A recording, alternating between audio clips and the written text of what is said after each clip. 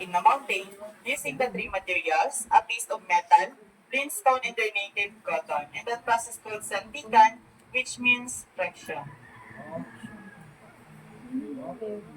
So in just one side, only the smoke is visible.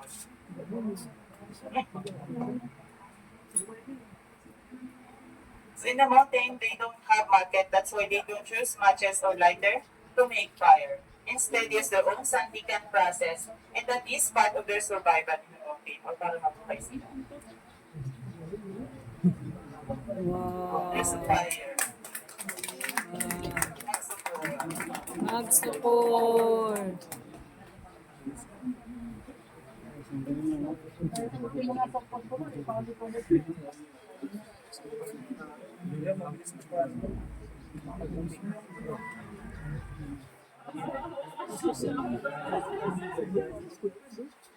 Okay, so that is their native torch. They call that salong or sahi, their native torch or the light up in the mountain.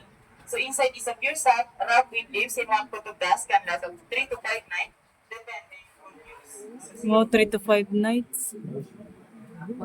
So the smoke of that can cure illnesses like stomach aches and headaches. It can also drive away a bad lucks and bad spirits. Wow.